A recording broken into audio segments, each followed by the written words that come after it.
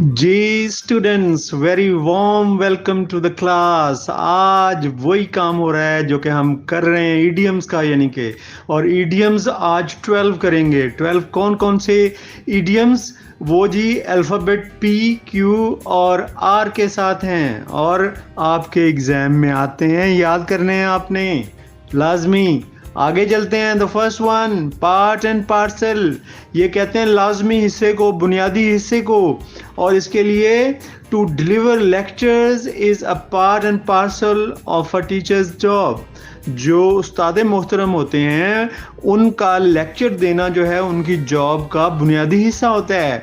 Second one, second idiom, पे through nose. इसका मतलब होता है ज़रूरत से ज़्यादा किसी चीज़ पर खर्चा आ जाना, ठीक है ना। पे टू मच मनी, और ज़रूरत से ज़्यादा। I paid through nose to get my car fixed. अपनी कार को सही करवाने के लिए मुझे बहुत ज़्यादा खर्चा करना पड़ा जी। थर्ड वन हमारे पास आ गया। Third one, play with fire. आग के साथ खेलना। इसका मतलब होता है खतरात में कूदना अहमकाना तौर पर, ठीक है जी। टेक फुलिश रिस्क्स, और इसमें he is playing with fire by irritating my dog. मेरे कुत्ते को सता कर या छेड़ कर वो गैर ज़रूरी खतरात से खेल रहा है, यानी कुत्ता उसे काट सकता है। फोर्थ ईडियम हमारा pros and cons. Pros and cons हम बोलते हैं फायदे और नुकसानात को प्रोज एंड कॉन्स बोलते हैं। We should analyze pros and cons of an action before doing it. किसी भी काम को करने से पहले उसके फ़वाइद और नुकसानात का हमें जायज़ा ले लेना चाहिए। फिफ्थ वन हमारे पास क्वियर फिश। क्वियर फिश वो जो शख्स होता है अजीब व गरीब होता है, जो जिसका बिहेवियर ऊट पटांग होता है, ठीक है जी।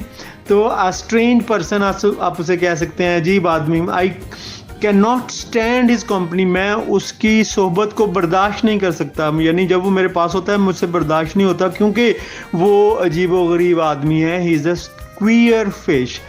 सिक्स्थ ईडियम हमारे पास rank and file.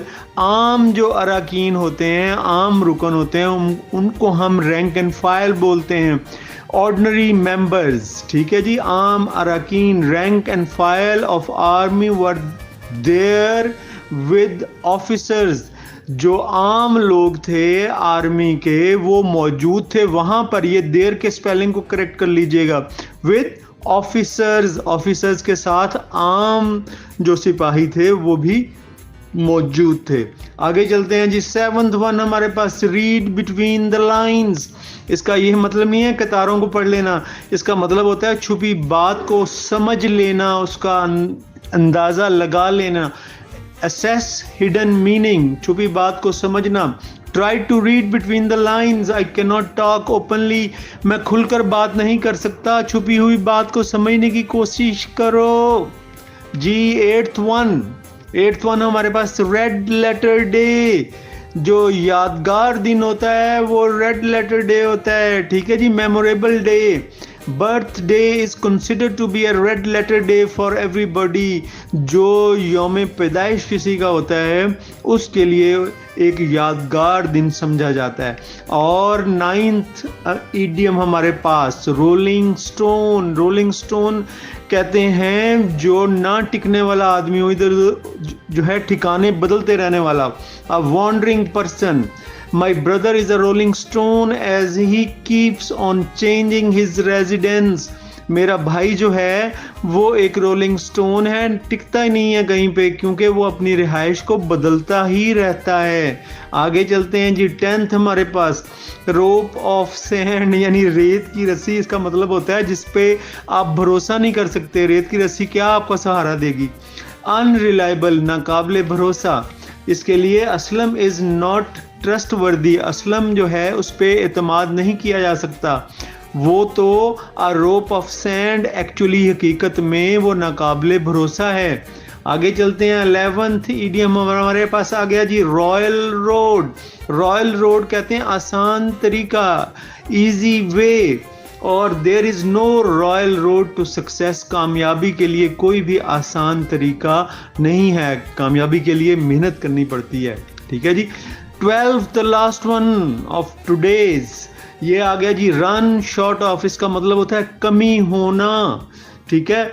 In low quantity, कम हो जाना। Dams are running short of water in this dry season, ये जो खुश्क सीजन चल रहा है, बारिशें नहीं हो रही, तो डैम्स में पानी की कमी हो चुकी है। जी स्टूडेंट्स, ये तो थे आपके इडियम्स जो पी, क्यू और आर से शुरू होते हैं। मुझे दुआओं में याद रखना है। Stay blessed always.